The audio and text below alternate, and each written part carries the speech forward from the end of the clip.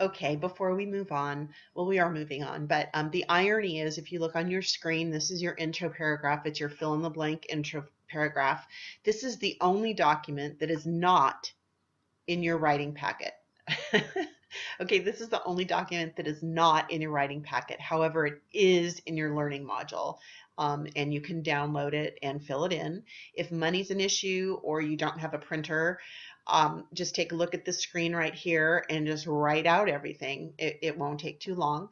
And then you can use it that way. So that's how I'm starting off this part of the video tutorial for how to write a theme analysis. Okay, now what I'd like you to do is I'd like you to get your writer's packet and I'd like you to turn to page 46 so you have Monica's theme analysis right there, and we're going to do a little mini lesson. So I'm going to give you some time. I'm going to pause. Okay, so you have page 46 open and you have Monica's literary theme analysis, the beginning of it. The next page, it's 2 pages long plus a works cited page. Don't worry about the works cited page right now. If you don't know how to do one, don't worry about it. So what you have on the screen right here, it's called the short and sweet version. And this is for those of you who aren't really interested in filling in all of the fill in the blank forms. You think you've got it down. Use this. This is available in the learning module. It's also on page 49 in your booklet. And so this is called the short and sweet version.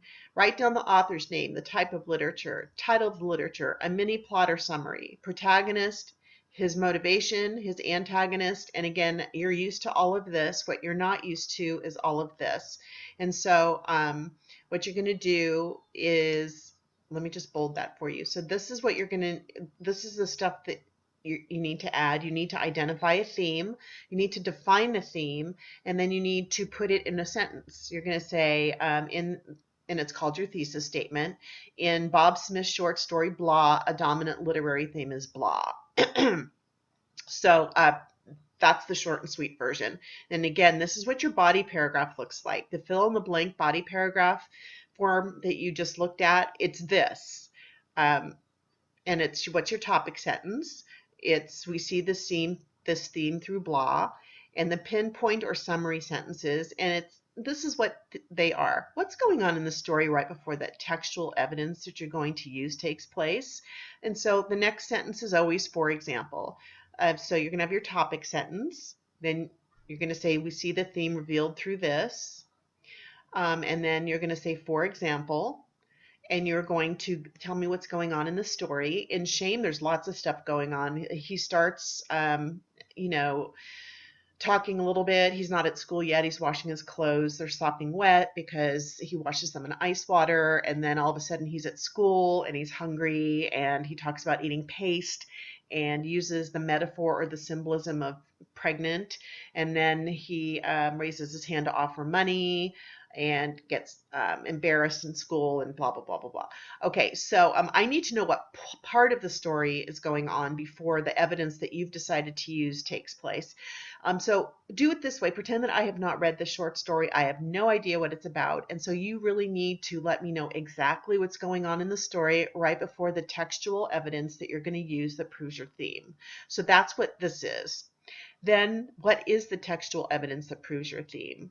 What in here shows your theme? If it's loss of innocence, where do you see that? If it's denial of the truth, where do you see that? Then what page is it on? And you already know how to cite this, except that when you're citing a poem, you cite with the last name of the author and the stanza number or the line number, your choice. When you're citing from a novel or a short story, for example, you use the page number. So you put the last name of the author and the page number, and then explain how this textual evidence proves your theme. Everything here has to tie directly back to this concrete evidence. If there's a weakness in your analysis paper, it's going to be that everything rocks until here. You've got great evidence, you've chosen a great theme, you've told me what's going on in the story right before the evidence takes place. Again, you've got great evidence, what page it's on, and then you start blathering about something else, something that might have something to do with what's going on in the story, but nothing that has anything to do with this concrete textual evidence. So everything at the end of this paragraph must tie directly into the evidence that you've chosen to prove your theme. So this is called the short and sweet version. I know lots of students prefer this one because they feel too confined with the other ones. If you're a new writer or you don't feel really comfortable or safe with your writing, I guess safe is a killer word to use, why don't you use the other forms that we've already seen in video 1 and fill them in. So we're done with this video, and we're going to move on to the third.